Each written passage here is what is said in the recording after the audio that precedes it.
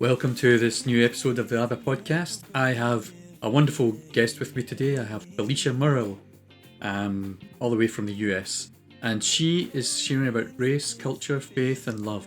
Keep your ears open, be attentive because she brings some great wisdom. We'll be up in just a moment. See us breaking down the barrier. Oh yeah. With the speed of light we cross the stratosphere. Oh yeah.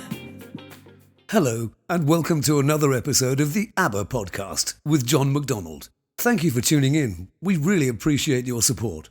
John would love to hear from you. You can send comments and questions on Twitter at ABBA Podcast. You can also keep in touch through the Facebook page, the ABBA Podcast with John McDonald. Here's your host, John McDonald. So, Felicia, welcome to the ABBA podcast. It's great to have you here. Thanks for having me. I'm excited to be with you today. It's just lovely to see your face again. You know, for those who are listening, Felicia and I are old friends. Less of the old, more of the friends. Now, I'm guessing for most of you tuning in, you'll be wondering, well, who's Felicia Murrell? Or Murrell? I don't know how you pronounce it in America. I'm pronouncing it the Scottish way. So, tell us a little bit about yourself, Felicia. Who are you? Where do you come from? All of that kind of stuff. Oh gosh. The icebreaker stuff, you know. Well, I am a product of the American South. I was born in Washington, D.C., spent my time between living in D.C., some with my grandparents, but primarily in a small rural town in Johnston County, North Carolina called Clayton. Okay. And I feel like I was a misfit in that I always felt like my body was bigger than small town living. So I lived the first 17 years of my existence trying to escape this small town, which was very much plagued with, a lot of racism. One of the big things you didn't escape by going to LA for fame and fortune, or? I think one of the big things about the South is you hear very often, particularly from the older generation, that the South worked because people knew their place and everyone had a place. And so even in my small town of Clayton, railroad tracks ran through the town. Wow. And the town was literally separated. One side of the tracks was all white community and all of your businesses. So the grocery store, the eateries, everything was on that side of the railroad tracks. Wow. And then on the other side of the railroad tracks was the all Black community. And literally up until probably, I'm going to wager early 2000s. Well, no, I will say mid 1990s. It stayed segregated. Seriously? Black people lived on one side of the tracks. Wow. White people stayed on the other side of the tracks. That's a kind of thing that people like us living across the other side of the Atlantic, we just see that in movies. That's kind of like, what would you call it? The Gregory Peck movie, Yes. With Scout. Well, very, very real reality. Kill a Mockingbird. That's the concept that we've been given. But to actually hear that someone I know lived in that type of community, that's incredible. Yeah. To know that was. So, it's, so that comes with its own set of biases, ideas, thoughts on both sides. Sure. And really in a town like that, the only time that you had any type of interracial mixing is sports. So, of course, by the time I grew up, the high schools and the schools were integrated. Sure. And so, so the schools, you went to school and, with other races and things. And then as you progress to middle school and high school, you play sports. And that was really probably your first but I remember even in kindergarten, my, two of my really good friends, they were twins and they were two white girls. And I remember one day asking if I could come over to play. and one of them said, "Oh no, my grandmother would never let you in our yard," you know. And I didn't even understand it. And then the other twin answered and said, "Oh, it's because you are, you know, the N word." But it was just Yeah. such a, you know, Yeah. a casual, Wow. like, this is a word you heard all the time, and this is Wow. what that word meant to them. That, you know, I, standing back from it, don't think they meant anything by it. But of course, Well, it's what they grew up on with, my isn't it? side, yeah, you know.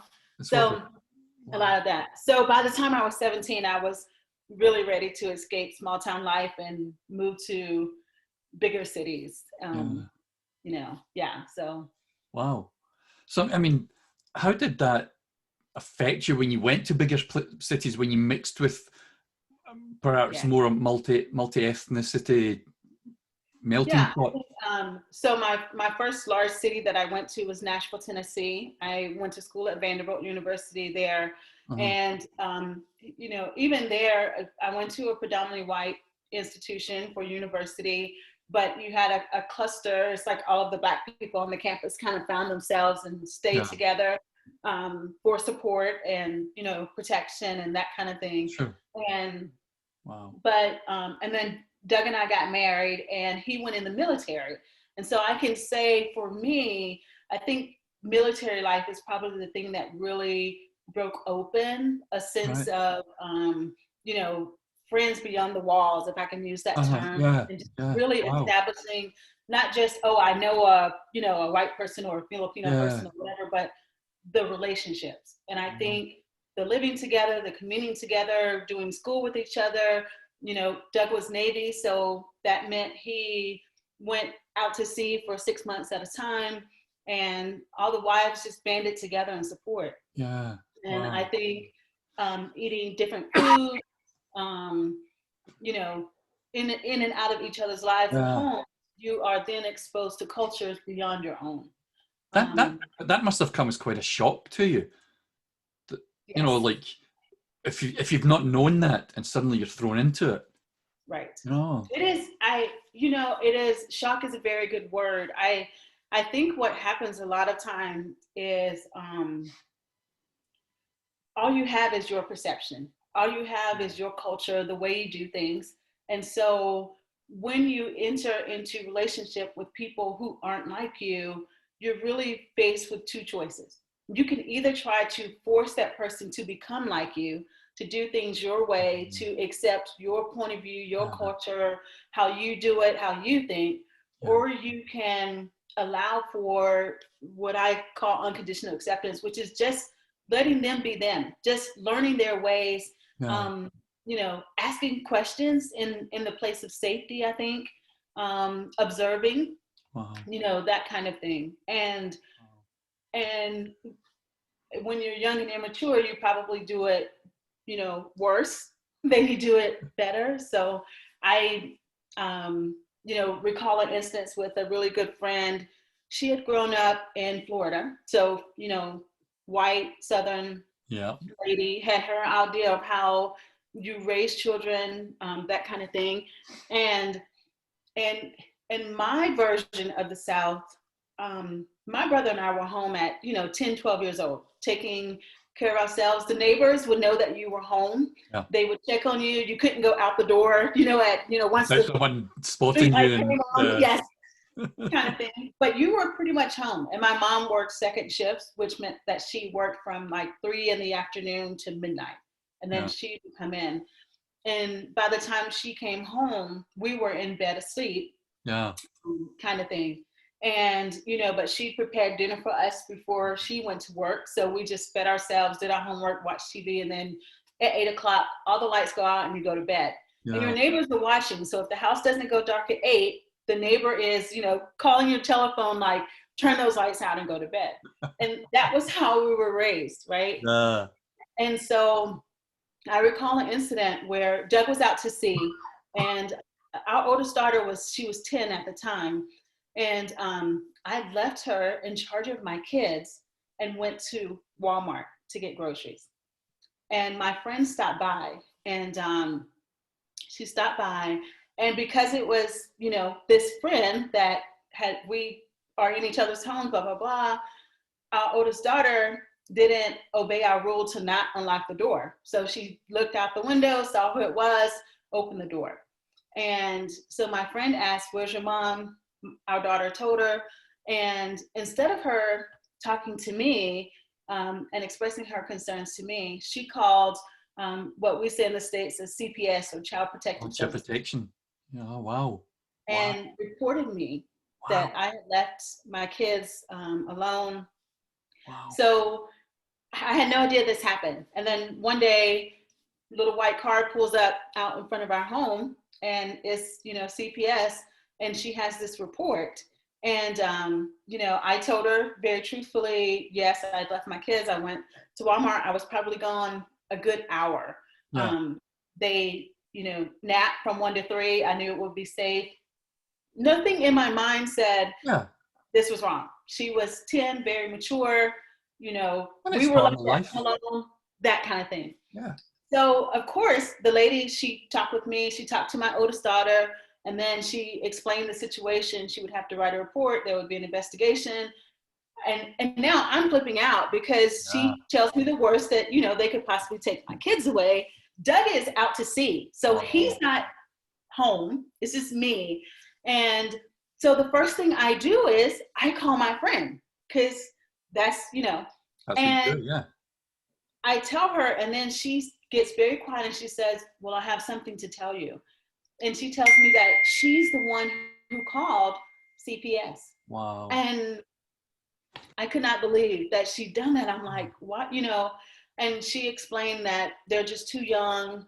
And so I go back with my brother, and I were home. No. And I end up having to call our pastor, because I don't, outside of her, I have no other support system in this town.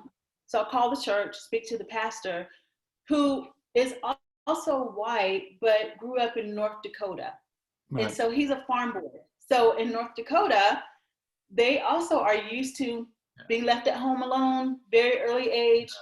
He sees nothing wrong with it. He was out driving the tractor when he was 10. Yes, which is exactly what he said. Really? And, nothing came of that, but it was a big lesson for me. And not even just race, because she was a white lady, he was a white man. So it wasn't like, oh, this is a white thing and a black thing. This also had to do with culture. Southern culture. Yes, all of that, like how that influences what we think is right or wrong or fair, or, all of those things play into our perceptions and our thoughts. Yeah, that's amazing. Wow. Yeah. Were those kinds of jarring experiences common for you, or was that just a one-off, or? No. I could go on and on, John. We would just spend the whole day with experience after experience after experience. Sadly, it's just it was really a way of life, and so I think a lot of times when people will say on social media, Black people are tired, or they're exhausted, or I have race fatigue, or whatever. And I don't think, because a lot of times it happens so much that you just stop talking about it. It's just something that you come to expect. It's something that, and sadly, a lot of times when things happen, you always have to process, like, is this a race thing, or is this something? Is this a culture thing, or is this just ignorance? What is it? It's wow. Because it's like always kind of there in your face, and something that you're dealing with. And the thing on top of that, you're a woman. And that's obvious, but it's like, as a Black person, you're having to watch yourself. And am I, and I don't like that phrase, knowing my place, because that's a control of, it's a horrible power trip. But kind of like, is this how these people have seen me? But then at the same time, you're a woman who's saying, I need to watch myself, because, unfortunately, most of the violence that happens, random violence, is on women. So you've got this double issue going on, where you're a woman and you're a Black woman, and so you have it coming at you from different sides. You have both. I was telling Doug, I spoke yesterday for a church in Michigan because everything's virtual right now. Yeah. So, and before we got to the teaching time, we were just kind of introducing myself to them. And one of them asked a question. And she asked a question. She said, Felicia, if you were organizing your bookshelf, would all the colors be grouped together or, whatever? And I was like, oh yeah, for sure. Like not just together, they would be like orgy bib together, like the red, orange, yellow kind of thing. And then I told this funny story about how, well, it was funny to me, but just a way of kind of opening up and sharing myself. And I told the story of, Doug and I have a beautiful lady who comes to clean our house once a month. But when she cleans, she removes everything and she, wipes everything down, but then she doesn't put it back in the right place. So for 2 to 3 days, I promise you, 2 to 3 days after she cleans, I'm in here cussing at the top of my lungs, basically, because my crap isn't in the right place, That would drive me nuts. Right? And so I'm like, and then I have to dial back and be grateful that I can even pay someone to come clean, but still I want my stuff in the right place. and so I'm expressing it like that, thinking nothing of it. And the tech team for this church was largely white. And so one of the ladies, she says, well, Felicia, tell us how you really feel. And I kind of laughed, but later I was talking to Doug about it. And I said, Doug, it's a very real trope that if you get too expressive as a Black woman, you immediately get thought of as a mad, angry Black woman.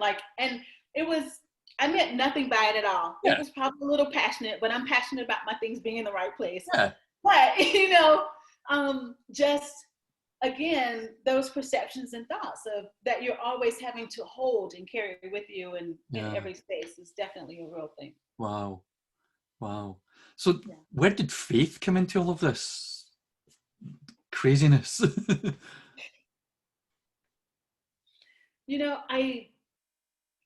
I tell you, and that we share this in common, just the revelation of the Father's love.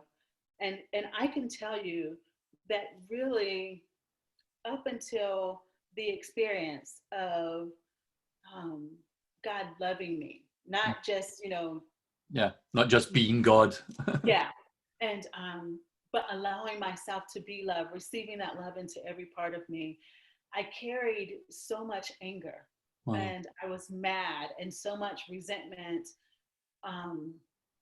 for either, being invisible because everyone's on the whole colorblind thing, I don't see color, or being judged by my color without giving a chance to just be human, be who I am, and be, or somewhere in between. The uncomfortableness of people not knowing what to say or how to treat you, or, do I call you Black or African American, or, carrying the weight of all of those things. And even our church experience since the 90s has largely been interracial churches. We've been in lots of spaces very intentionally, because what Doug and I said was we wanted our kids to have a model of the kingdom, or a model of our perception of, life that would represent all races and everything, and how you interact with other cultures and that kind of thing. So we very intentionally chose multiracial churches. See, that's really interesting, because speaking to some other Black guys and stuff on Twitter and different places, they were saying that they felt as though they had to deny the real them in order to fit into a white church. That, they couldn't, it was almost like they had to hide their Blackness. That's where I'm going with it, because I would totally agree with that a lot. And I think what happens is Black people, and I don't want to speak for all Black people, but this is just an observation, is that one of the things that Black people have to get really good at is learning how to assess the room that they're walking in, and to go up to the line of comfortability. Okay. Yeah. And Not your so, comfortability though. The room's yes. And comfortability. well, how comfortable is this white person or this other person gonna be with me? So I'm not gonna go full Malcolm X because I don't want to scare them. You know what I'm saying? Like, so I'm just gonna go here. Or, there are some things that they may see but not say because they realize it would make for a very uncomfortable situation. Yeah. And so instead of saying something, they're going to just be quiet. And I had this a couple of, maybe it was 2 years ago. I'm pretty sure it was 2 years ago. I had shared a very graphic picture on my social media page, but it was a true picture. It was one of the lynching postcards. Oh yeah. And Yeah. so someone that we very much admire private messaged me and asked me to take it down. And he told me that it was offensive to a lot of that. He did first say, I will say this, he did first say that he understood the history behind, that time, and it was history, and that it was offensive, and that I should take it down. And I thanked him and just said, I want to acknowledge that I hear you, I hear your concern, but I'm not going to take the picture down. And so it's a lot of that. You navigate a lot of that, and even because that one of the, photograph makes white people uncomfortable.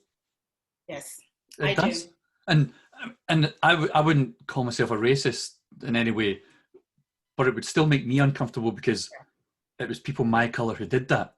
Yeah. Because of ideology. Yeah. And so I'm not agreeing with the request to take it down, but I understand it because it makes me uncomfortable, and it makes me have to ask questions that I don't want to ask and answer. Right.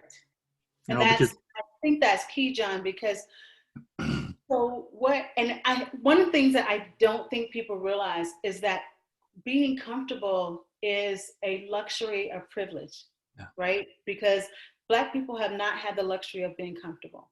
And so, and almost to the point that being comfortable keeps me stuck in a cycle of unconsciousness or being unaware, or, our new term these days is being woke, it's kind of still thing. a position of subjection. Yes. Because you're being subjected to white people's feelings, whims, desires, whatever. And I look at that stuff and I think, well, I'm not culpable for that. But if you really look at it and look at the difficulties, I have benefited privilege from that situation. Right. Glasgow was, my home city was built on slavery, cotton, tobacco, and all the ships coming in, and with the captives from Africa getting unloaded at the docks in Glasgow. So, and a lot of these grand buildings and architecture, which are beautiful, was funded by that thing. And I love that you mentioned that, because in America, we narrow and we think that, racism is only an American issue, and it's not. It's affected our whole globe, but I think a lot of times what happens is when people start feeling uncomfortable, guilt, shame, and remorse detract from empathy. And so the natural inclination is you start overly apologizing, or you say things like, oh, well, that wasn't me. It's in the past. That was back in the day. You want to create distance between what it brought up and, and that. And if we would just sit in that feeling, I think that's the alchemy that we need, that leads to radical empathy. And part of empathy is, I call it imagined embodiment, right? And so it's this thing where I could never be you, but I can, in some ways, particularly having read your stories and known a little bit about you, then I can imagine what it was like to be that little boy experiencing the life and the things that you had, right? But also, what happens with radical empathy is it goes beyond me imagining how I would feel to me really hearing how you felt, And when I open my heart and myself up to hearing and holding how you felt, I can never unknow what I know. Wow. And in holding your pain and in holding your wound and in holding the, you know, the microaggressions and the slights and the all of that and holding that, Yeah. now I get to do something with it. I Wow. can either like turn my back to it and just say, oh, well, that was years ago, John, get over it. Or I can really hold the power of how it felt for you as a little boy living that life. And then from that, develop a sense of compassion and how I move forward, knowing that not only was that your experience, but there were probably several dozens or hundreds or maybe even thousands of other little boys who've Yeah. experienced that same thing. Wow. And how do we then begin to create a more compassionate world full of love? You know, how do we participate with love in a way that little boys don't have to have that again? And so I think that's the thing, is that if we would just, yes, this is uncomfortable, but if we'll sit there for just a minute, enough to allow it to break us open on the inside so that love flows in, and then from that place compassion is birthed, then we get to participating with love and in the dance of love in a more beautiful way, you know. And I think that's what a lot of Black people are really asking for. It's Wow. just, can you sit with it long enough to really, you know, never have to unknow what you now know. Well, that links into the quote that I've written it before, and that I've got here from Martin Luther King, when he said, you know, it says, I don't agree with riots; they don't lead to anything except violence. But then it says, but in the final analysis, a riot is the language of the unheard. And then he asks, what is it that America has failed to hear? It's failed to hear the plight of the Negro poor has worsened over the last few years. And there's more than that, but that's what you're saying. You know, like, we're asking to be heard, not just listened to, but heard. Because listening, I think, is yeah. Anyway, what's for dinner? You know, I listened, but I didn't hear you. You know, and what you're describing there is hearing someone's pain, hearing someone's desperation and frustration and wounding, and I think more so for Black people than for white people, it's not just in your personal history, it's in family history, it's in community history, because, you know, yeah, I was bullied as a little boy, but my whole community wasn't bullied. Whereas for Black people, their history is that our community was bullied as a community, you know, and that, I remember when I heard that from the Stanford speech that Martin Luther King gave, it really, really hit me. You know, a riot is the language of the unheard. That blew me away, man. That guy was just, he was somewhere else that, you know, he really was. Yeah.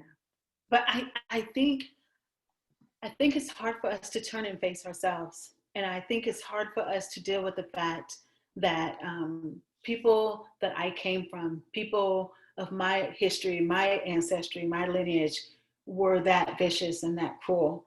And I think if we could own that and hold that with such gentleness and grace and with the same mercy that Jesus did, you know, when he was on the cross. I mean, John, I think of it all the time, of Jesus on the cross, knowing in his heart that he came, you know, to give life and life to the full and all this kind of stuff. And then all of these people were looking at him with this crazy look, going, crucify him, crucify him.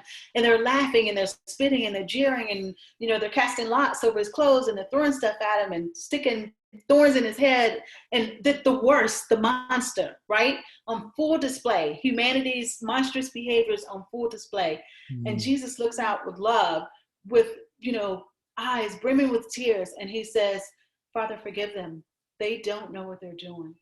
And I think if we could hold with a sense of compassion our monstrous behaviors, and the fact that in our unconscious state, in this state of sleep, we commit acts of atrocity that we don't really know what we're doing. We don't know the pain. We don't know the generational trauma. We don't know the years of, effects that the consequences that will come from those acts.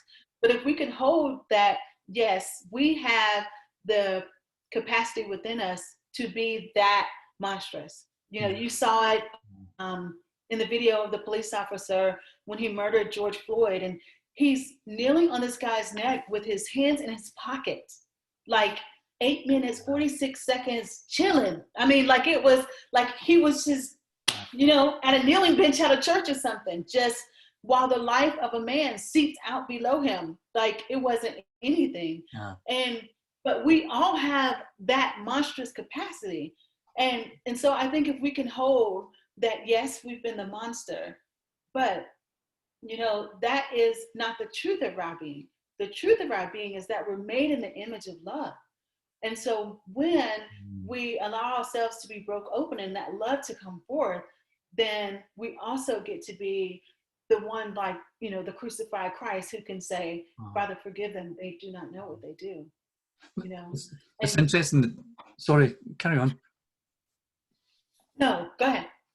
It's just interesting you talking about forgiveness, because I'm trying to think how to phrase this, because it seems to me that at times the church has thrown it back onto black people. You have to forgive, and I know, yes, and I know that the reality is that forgiveness doesn't, for you to forgive me for calling you names or whatever, doesn't need me for me to be sorry for it, right? Because but then the fact is that if I'm not sorry, I will call you those names again and again. And well, so let's go back to what we how were do you talking get about being tension? uncomfortable. Yeah, but it's that Let's tension of like tie it together, because having what the forgiven. happens is, the reason why there's a rush to forgiveness is because I don't want to feel uncomfortable.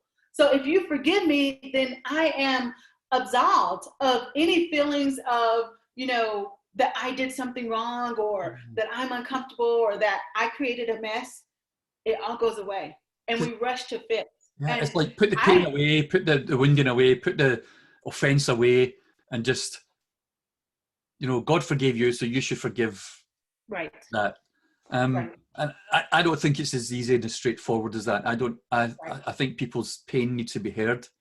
Yes. And thank you for bringing that up, because I particularly being a Black woman, I don't want people to hear that is my suggestion. Sure. I understand what the power of forgiveness, yes, but I also understand, I really feel like what we need is to learn to sit in some of this, and we're afraid of it. We're afraid of what will happen if I really feel.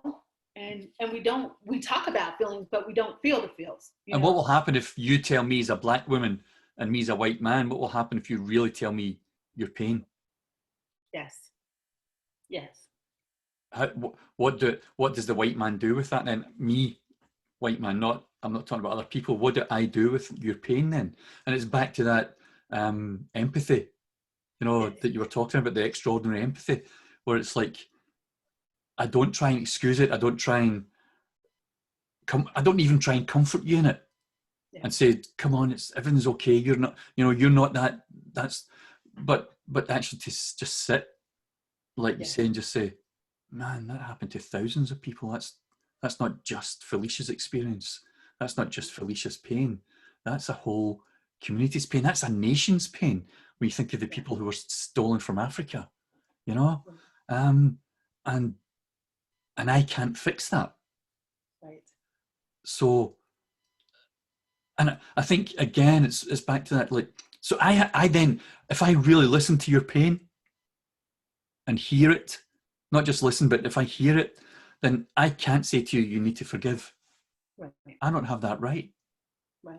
And I think I think you don't even point it outward. You let it do what it does inward. You allow it to have a work inside, and it begins to, when now that I know that, now that I felt the depth and the weight of that pain myself, as much as I could possibly, feel that, then all of a sudden, now I'm thinking about, even voting, about policies and legislations, like, am I choosing to vote for policies and legislation that continue to perpetuate that pain, that harm?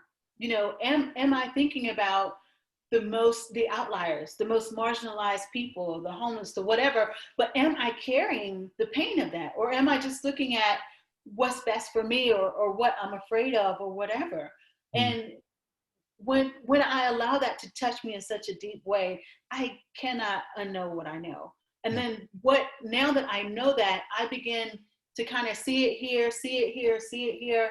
And it informs how I move and live and have my being. Yeah. It changes that deeply, or the hope is that it would, that you would allow it to carry forth in that kind of way.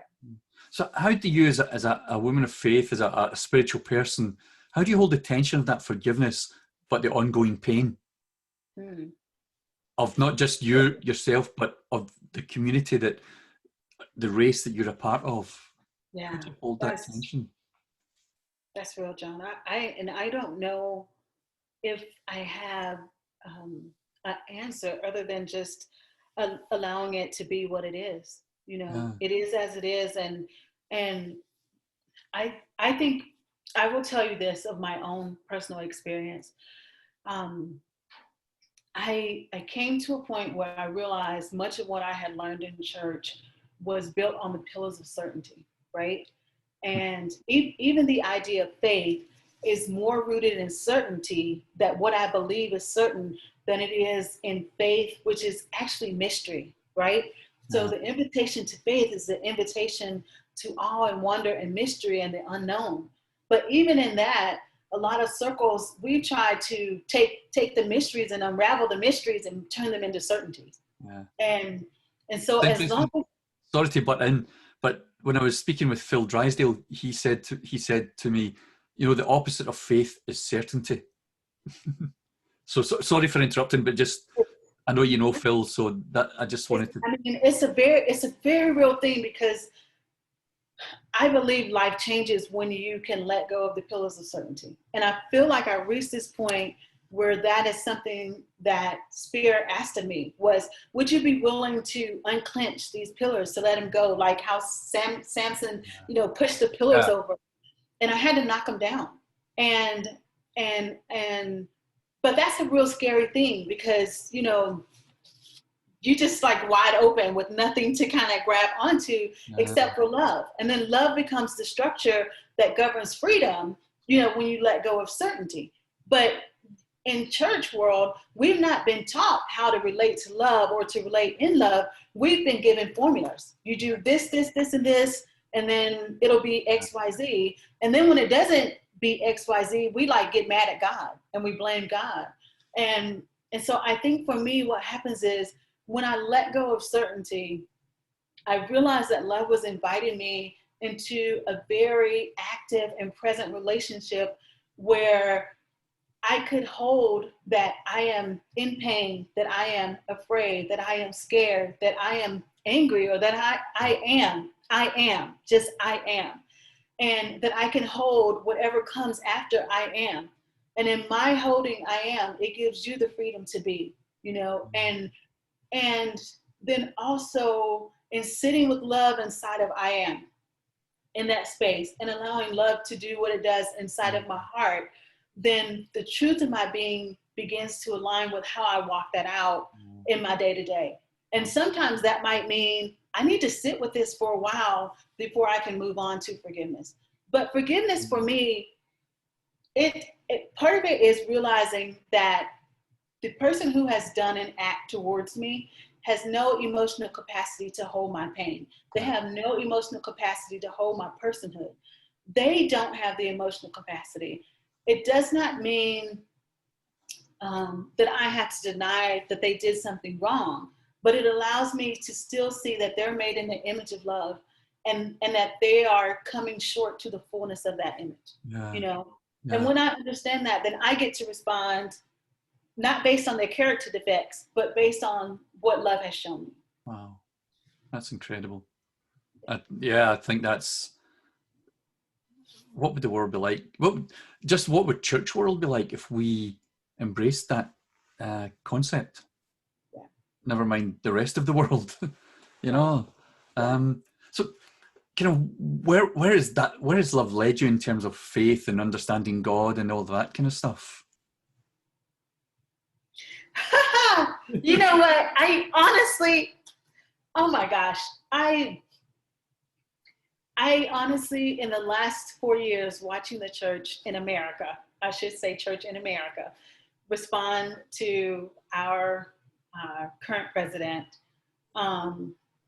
I have been quite disillusioned and saddened, and to the point that I think I could have lost my faith. I'm using air quotes, Yeah. my faith, had I not. Two things have kept me. One is the revelation of the Father's love and having that personal love letter on my heart.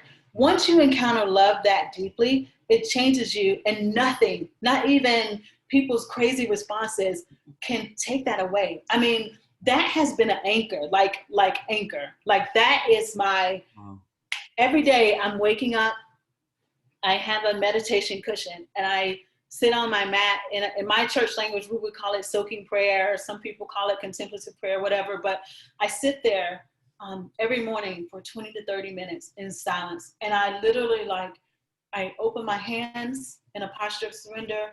I open my heart and I point my head, upward. And I just say, Father, I receive your love today. And I imagine just like a waterfall of love just raining into me. And then when I get up from my mat, I ask the Spirit to show me how to participate with love today. What is that? What is the yes for today? What does that look like for me?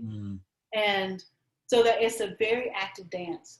And that is the only thing that's kept me. And I believe firmly in the Trinity, Father, Son, and Holy Spirit. And beyond that, I have no beliefs. I'm done. I'm done. That's the end of it for me. And but I believe so deeply in the revelation of love that changes. I know who I was before that encounter. Yes. And never want to be that person again. Okay. Never want to be her. And the first year of Trump's presidency, I was so angry, John. And I felt that old stuff coming up. And I was like, whoa, wait, no. I cannot lose the person that love has transformed me to be. Whatever. So I've got to, and that is faith for me. Faith for me is love. I mean, I don't know, but inside of that, it has given me the freedom to not fear other people's faith or whatever. It's a beautiful dance, and I'm excited to be in it. But if you ask me to define it, I could not. You know what I'm saying? I have a friend, she told me the other day, she said, you should be a Buddhist. And I'm like, I don't know what I am. I can tell you two things. I know love is real. I believe in the incarnation, death, burial, and resurrection of Jesus. And I believe in the Trinity. Yeah, I'm with you. I'm on that train.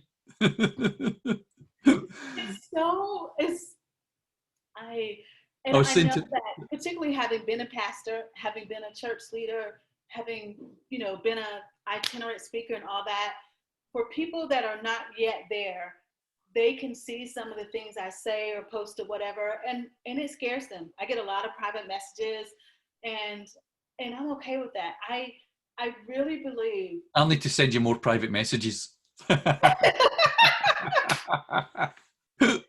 But I believe that we're all on a journey home to love, and I remember Paul Young saying this once. He said, some people on their journey, they're at camp A, and some are at B, and some are at C. And when you get to B, you think everybody at A is crazy and, they need to get on the train. That's true. And you're looking at people at C going, they're crazy. What are they talking about? I'm not going there. They're heretics. They're heretics. Until you get to C, and then you're like, oh, Yeah. And so that gave me such great comfort and it gave me a real deep compassion for people, the ones who be blowing up my inbox, telling Yeah. me that I've left the faith, because I realized, oh, maybe, maybe I'm still at A and you're already at B. And when I get there, I'll change my mind. I'm not going to tell you where you are on your journey. But what I'm saying is we're at a different place, and I can allow for that. And so I understand that you don't get what I'm saying because you're not where I am. And when, with some people hold on to their certainties, and like you say, love has in love, I've learned not to criticize those people, because I once held to those same certainties with all my might, and I defended them and I argued for them. Yeah. And now I don't. This happened to me and I don't want to co-opt your podcast, but it happened to me about inclusion. When I remember the day, I was walking and I asked the Holy Spirit, like, I need you to tell me what you feel about homosexuality. Okay. I need to know. I mean, it was kind of like that, right? And I got nothing. I heard nothing. And then another day I was walking and I posed the question again. And I really heard so strongly in my heart, like, Felicia, people matter.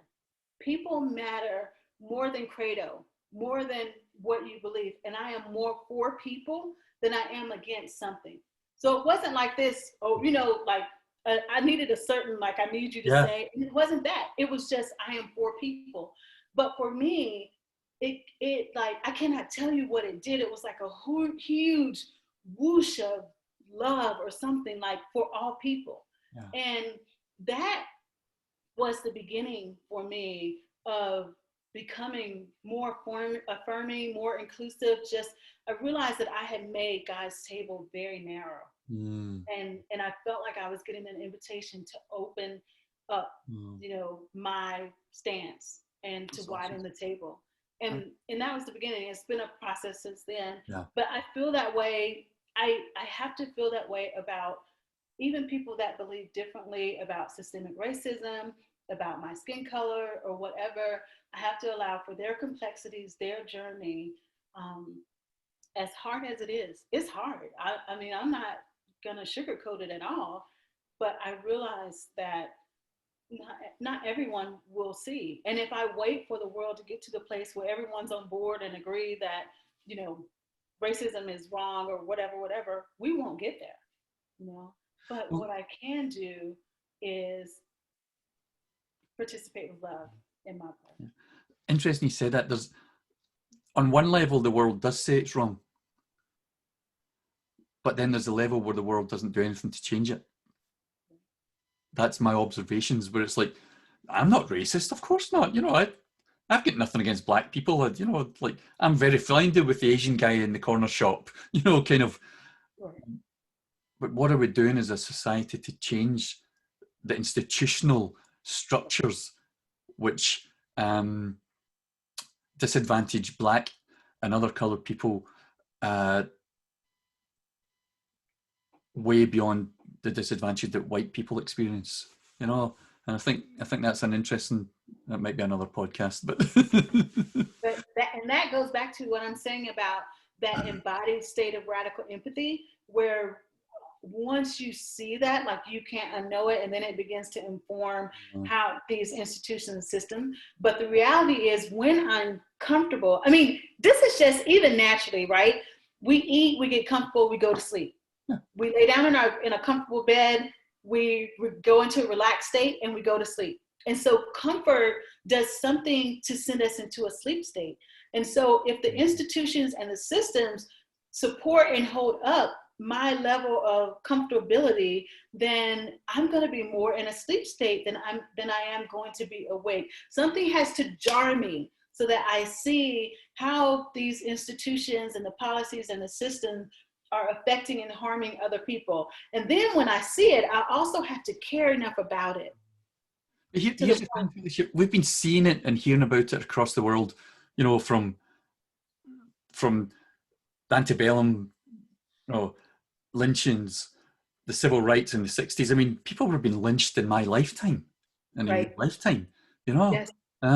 It's through Jim Crow and redlining, Rodney King, George Floyd and all the others that many people don't hear about, Breonna Taylor and people like that, but, and I remember here in this country, the so-called race riots in Toxteth and Bristol and Moss Side and Handsworth and, and it blows my mind they are described as race riots. But actually, when you dig deeper and you speak to people, it's actually to do with economic disadvantage, poor housing, poor job opportunities, youth alienation, resentment at no one listening to the people's voices about their situation and their communities.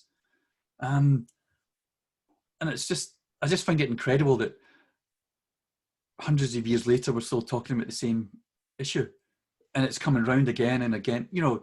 I remember the outcry over Rodney King, and then it all died down. George Floyd is already becoming old news. Yeah. And but what we don't understand is that these are daily experiences for Black people around the world, not just in the US, but in the UK, in Africa, in Antipodean countries. I speak to people, especially on the west coast of Australia, who are horrified by the racism that they experience living there. Yeah. So this is not a US thing. And because, as a white man, I'm privileged. Not only am I white, but I'm male. And so I can sit and I can pontificate and say, that's terrible. You shouldn't treat people that way. And then I go downstairs and have my dinner. Yeah. And it's how do we hear people's voices? And I'm not saying you have the answer. It's a kind of, it's just out there. It's like, how do we hear people, and how do we respond to what we hear, rather than just because I think sometimes the white community responds very patronizingly, very condescendingly to Black people, because it's like, oh, they're open. What Black people are like, they're so excitable, kind of, that kind of attitude. And it just blows my mind that it's easy to dismiss all this by just calling it a race riot. Yeah. But what I noticed in many of the riots and so-called riots in the US and here in Britain, there's a heck of a lot of white people in there smashing windows and pulling statues down. I think it's really stunning. Jamar Tisby, who wrote the book, The Color of Change, he always says racism doesn't go away, it just adapts. Racism doesn't go away, it adapts. And I think when you follow the history of the language, even back to Europe, the whole idea of lynching actually came from Europe, because in Europe, they would, is it tar and quarter? Is that what is that? Tar and feather. Yep. Yeah, yes. Okay, so that idea is what led to lynching was adapted into lynching in the United States. They still do that in South Africa in places. And so you see this adaptation, over and over. I remember, this is crazy, Doug and I went to Rome for the first time. We've been 3 or 4 times now, but for the first time in the early 2000s. And some friends of ours were coming out of this restaurant, and they were like, oh, you should eat there. It was, and I should add that they were white friends for the story. But they were coming out of this restaurant, and they were like, oh, you guys have to eat there. It was amazing. Definitely go. And so Doug and I, we opened the door to go in, and we're barely in the door, and someone yells, we're closed. And so we close the door back. We're like, oh, okay. So we close the door, go back out, and we decide we're going to eat there for dinner since we'd missed the lunch hour. That's in our thinking, we just missed the lunch hour. We go on. So that night we get dressed and we go back to that same restaurant for dinner. We go in, and people are being served, and we wait, and you could see hesitancy. You could look in the eyes, you could tell something's going on, but we're in Italy. We're not thinking anything about it.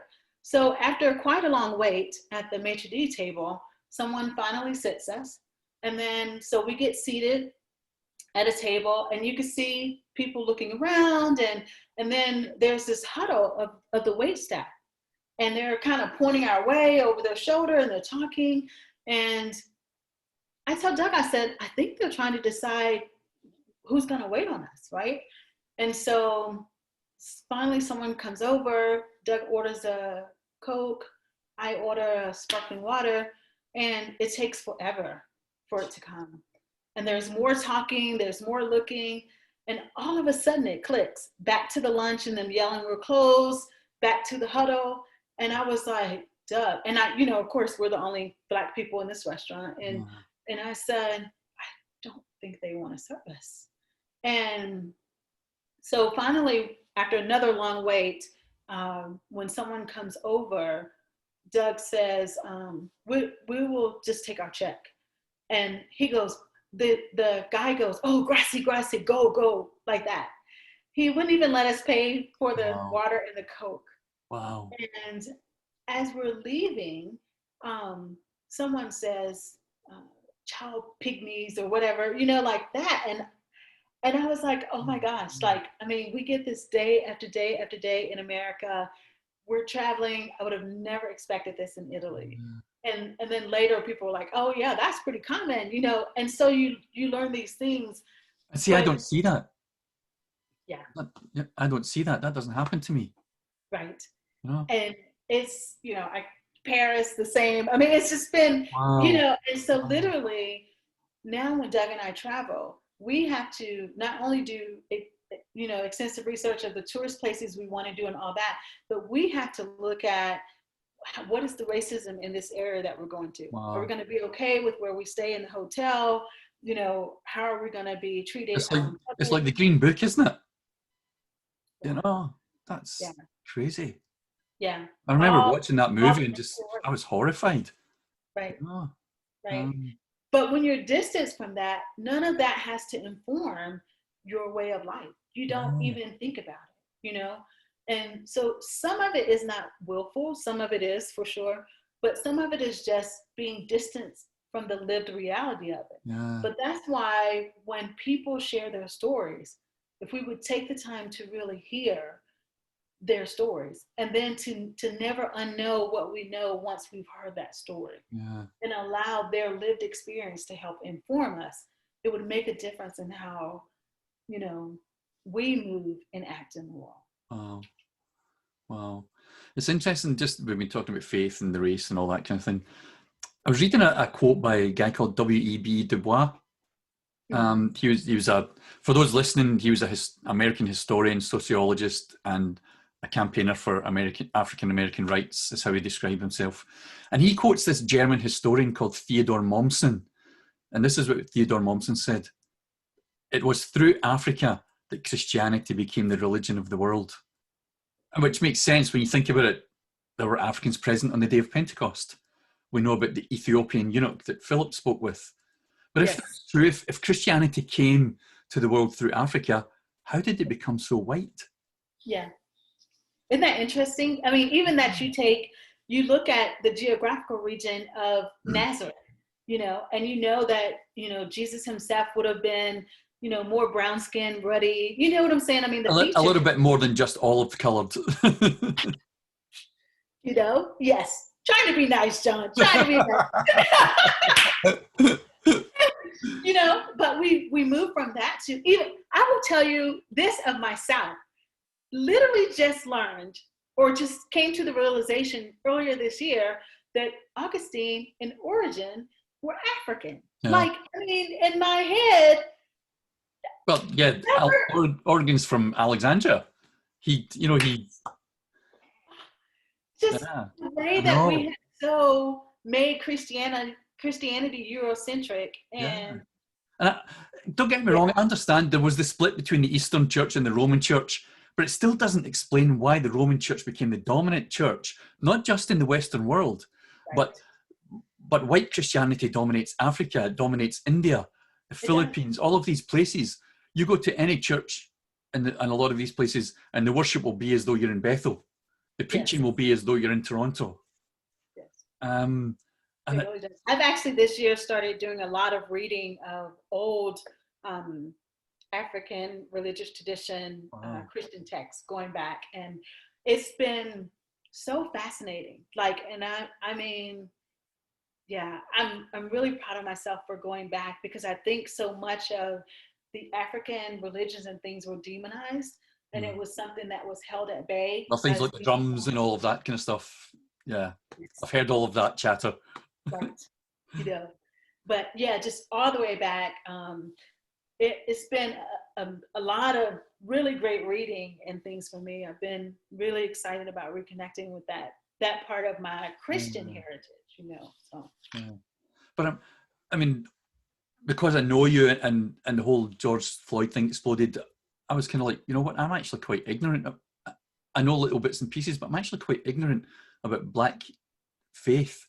And so you put me onto that course with Chip Fuller, and I've got loads of stuff from him now, like videos but I'm fascinated because in white theology and Black theology or Black faith communities and white faith communities, there are totally different theological discourses and dialogues going on. You know, I guess, I mean, I get it's basic, but kind of white evangelicalism focuses on the personal side of redemption. You know, the emphasis is on evangelism, salvation, individual holiness, and all that. And the book is a devotional that inspires believers. But Black theology is more of a theology of redemption and justice. And I don't just mean about colour. You know, they see faith as not an individual thing, but as a communal. You know, redemption and justice are communal theologies, not individual experiences necessarily. I think I liked what John Perkins said. He said that Black theology is a very different take on redemption and justice, in part because much of it has been developed in response to white oppression. Um, I know it's a huge topic, but can you give us some of your thoughts on that, Felicia? yeah, I would agree with that. I'm probably, a lot of my Christian thought processes have been formed more in interracial spaces than in Black theology. But just in my recent studies, James Cone, who is, you know, like the one of the founders of Black liberation theology, Yeah, that like is the apostle. largely largely his premise. Uh-huh. It, you know, just the liberation, the redemption, and the justice of the Black race through that. And you know, so yeah, for sure you see that in a lot of Black preaching. Doug's background was more raised in the Black Baptist church, and you know, and so he remembers a lot more of that than I do. So I would be remiss to try to speak to it, since So it's not he really. would more be like where MLK and people like that are coming from. Yes, yeah.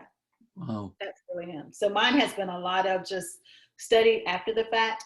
I feel like, having grown up in small rural North Carolina, and then through school, I was a very smart kid. So I was usually one of the only Still one are. or two Black people in a classroom with a lot of white kids. But what it did for me very early on is that I had to learn how to assimilate to be accepted. And I had Mm-hmm. to really let go of my Blackness in order to fit in. And I became much of a chameleon, code switching in the Yeah. talk. So if I were with my friends in the neighborhood on a Saturday, I would sound completely different than I would in a classroom kind Yeah. of setting and that. And so one of the good things for me that I feel like has happened in Trump's world has been the invitation to return to my full self, including my Blackness that I Mm. had to lay down to fit into other spaces. And so I've spent a lot of time reading. You know, I've spent a lot of time with Howard Thurman, because I don't want to lose my anchor in love. And so I've been looking for wisdom and the voices of elders who are also led by love. Mm. And Howard Thurman he was that and more. Right. And so for me, he has been a profound guide for me. He was a you know, a Christian mystic and a prophet. He I've you heard know, the name. I haven't read his stuff. Oh my gosh, John. But you know what I'm Ooh, doing. You know what I'm going to do when I get off this podcast. definitely. He was the one who actually introduced Gandhi to Martin Luther King. Oh And wow! yeah, so Awesome. yes. He, Howard Thurman, pastored the first interracial church in America in 1953. Yeah, Wow. 53 in San Francisco. Both the church and the leadership was interracial, but his was the first. And he pastored that church for a decade. Um, he was one of the first people. He was dean at Boston University, Morehouse University, dean of the chapel at Boston University, Morehouse University, and Howard. And he introduced meditation in the liturgies. He introduced like liturgical dance and art and all these kinds of things in his preaching. If you Wow. ever get a chance to listen to, I think both Sounds True and Audible has some of his preaching, but his voice is a deep baritone voice with that James Jordan kind of cadence to it. Um, but oh my gosh. Wow. So I begin and end my days reading writings of his and everything. And that, Yeah. yeah. So Wow. yeah. That's awesome. So I kind of lean more towards Thurman than Cone, because Cone is just like just blow everything up kind of thing. But He's Malcolm X to Thurman's MLK. again, I take nothing from Cone. I take nothing from it. I understand I've the got a couple of radical his part books. of I've it. not I read them understand yet. the anger. Yeah. And I remember one time Malcolm telling, Malcolm X told Martin Luther King that people would not hear Martin Luther King without Malcolm X. Mm, That the world needed both, yeah. and that it was the fire and the radicalness of Malcolm X that caused the white community to at To least listen to. listen. Yes. Wow. That's Yeah. really interesting, isn't it? And it was interesting because obviously, I mean, Malcolm came in on Nation of Islam and all of that kind of stuff, and then he split from them. Uh, but it was interesting just to see like these two different faiths kind of connecting and this intersection of justice, Right. you know, and Yes. and it was like, you know what, I don't agree with Islam, or I don't agree with your Christianity, but I agree with you that there needs to be justice for the black man and women, and that I just think that's an incredible story. Yeah. Yeah. Which for me, that's huge, because what it does is it lifts humanity, that and I think that's the thing. Thurman was very much interfaith. He was intercreedal. There's a story that's told of when he was the dean at Boston. There was a rabbi that was in the graduate program there, and he would drive in every day for school, and he needed a place to do his prayers. But Huh. in the chapel, there was a large cross, and he felt uncomfortable praying in the chapel because of the cross.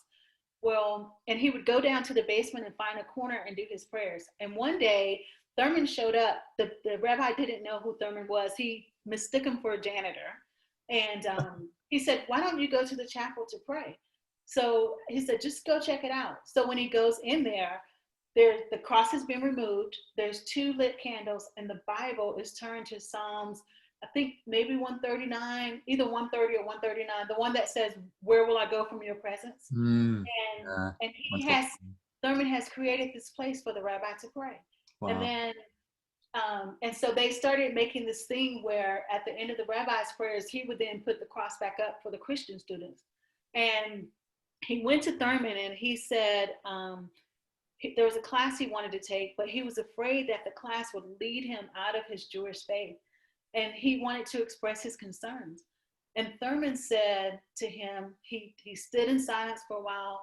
And then at the end, he asked him, he said, "Do you trust the Holy Spirit?" But he asked him that word, Holy Spirit in Hebrew, like, Yeah. is it Ruach Rough, HaKodesh? I rough. cannot do Yes, Hebrew. yeah. Sorry, you guys, for butchering that. But, and the rabbi said he looked up and he literally ran out of the room.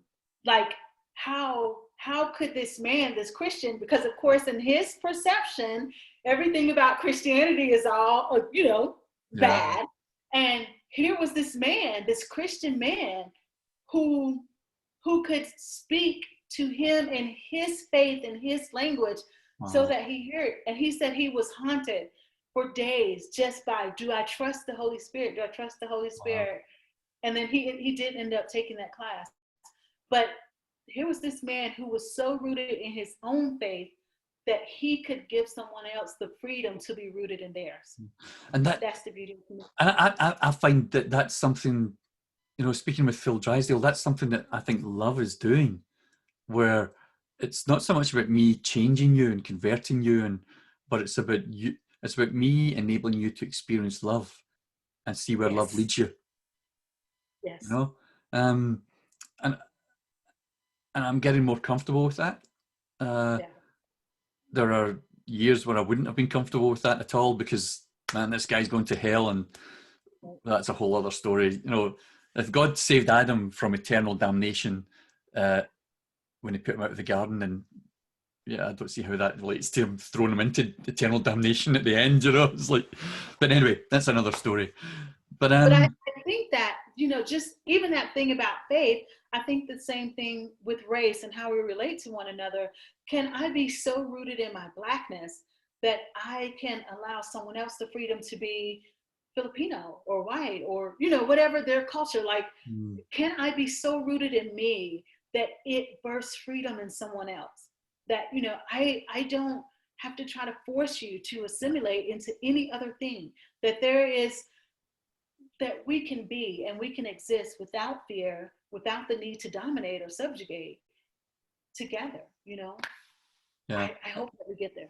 And I think that's the other way around as well. Can the white community allow you to be Black? Yeah.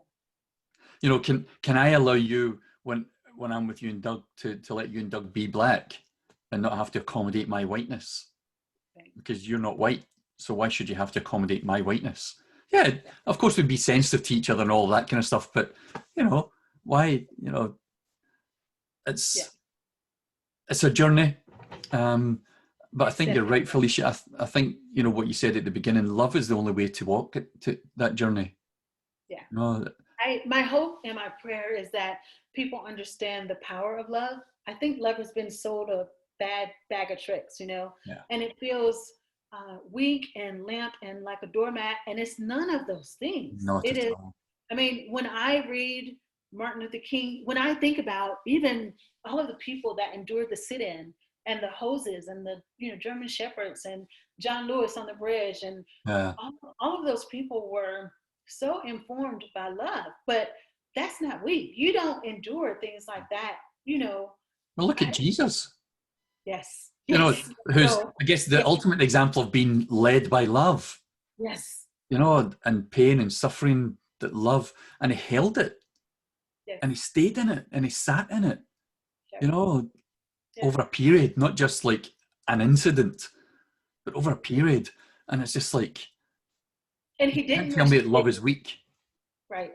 He didn't rush to fix it. And I think that's a big thing, because I keep, the other day I was reading, I don't dust that little Bible thing off that much anymore, sadly, but I happen to be reading, the one, you know, where they were mocking Jesus and they were telling him to come down and save himself. And I'm like, man, society has been so ingrained in this, let's hurry up and get it over, quick fix. But he didn't rush to fix it. He stayed right there in it until it did what it was meant to do. He trusted love. He trusted love. Yes. Yeah. And I've come to understand, Felicia, the most powerful force in the universe is love. Yes. I agree with I agree with Aloe Black. Love is the answer. I don't know if you've heard that song, but, you know, Aloe nailed that. Love is the answer. Yeah. I would agree. I just wish people could change their perspective of what love is, especially Christian believers. Yes.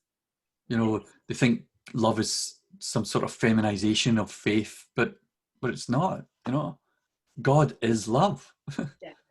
You know, whatever you conceive God of as, the the one definition that we have is he is love, or she is love, or it is love. Right. You know, that can't be a feminizing effect in the sense that people mean weak and ineffective. Because I don't find feminism or femininity weak and ineffective. Some of the strongest people I know are women. Morally, emotionally, some of them were quite strong physically as well. You know, Yeah. It's we haven't very even true. touched on, Every expression of but love has both, that masculine energy and the feminine energy. Sometimes one overpowers the other, but when they are in tandem together, it's a beautiful expression that's unleashed. I can't keep up with Fiona's feminine energy. She runs far ahead of me. You know, and that's a whole other issue, isn't it? The whole women issue, and Right. maybe we can do another chat on that. Oh, wouldn't that be great? Yeah, womanist theology. But it is a beautiful dance. I hope that we get there. I really do. I am thankful for the moment. I think the moment has created an invitation, and then what we do inside of the opportunity and the invitation is really all on us. Yeah, it's interesting. So, I mean, obviously, I think there is an ongoing invitation to embrace love and be a part of love. Yeah. But have you any thoughts on how people do that? I know that's a huge question, but any thoughts on how do people yield to love, if you like? Yeah. Sorry, I'm putting you on the spot here. That's a great question. I think about that all the time, honestly, because I lean somewhere in between. It's very easy to come up with a perceived formula or whatever. It's very easy to hand someone the answer. And one of the things that I realized in charting from certainty into the unknown, into the place of mystery, is that there isn't a knowing that I kind of put my hand in, and that looks different for different people. And for me, what I began to say to people is find the place where all of your walls come down, where you are the most vulnerable and the most open. For some people, that is a walk on the beach. I imagine for Fiona, it might be on her paddleboard. For some people, it's a hike. It is watching a sunset or the sunrise or being with the redwood trees or whatever. But the place of vulnerability where all of the walls and the defenses come all the way down. Yeah. And in that place, love can come rushing in. Oh. And I think the more we connect with the place of surrender, the place where we are the most vulnerable and the most open, where we take the longest, deepest inhales and we can fully breathe and allow that breath to roll around our cavities, love fills those spaces. Oh. And when we surrender to love, even sometimes without our conscious awareness that we are surrendering to love, just in the act of that, love changes us from the inside. And all of a sudden, you start thinking differently, you start responding differently. And it's a dance. I mean, you take a step forward and 2 steps back, and sometimes you abandon the ways of love. And, and then sometimes you realize like, oh, ish, like this is that moment. Like I can either lead with love or I can, act crazy. Oh, I get to choose, and so I'm hesitant to say it's this, but I do think it is that most surrendered place. For some people, it's on a yoga mat. For some people, it's just being with their dog or their kids or whatever, and love comes rushing in. So I just encourage people to say yes to love. But I think once you start realizing that love has changed you or is changing you, then like for me, what I want to consciously do is when I am with people, is to deposit little sparks of love, because we're all burning bushes, right? And so if I can take my little spark of love and let it ignite a flame in you, then love will do what love does. Wow, that's awesome. Yeah. I think that's a great place to stop. Felicia, thank you so much. I've so enjoyed catching up with you. Loved some of the little pearls of wisdom that you dropped in there, insight, and hearing your heart, and yeah, it's just wonderful. Thank you Thanks so so much. much. Thank you so Thank you for much. having me, Don. It was great to be with you today. Thank you.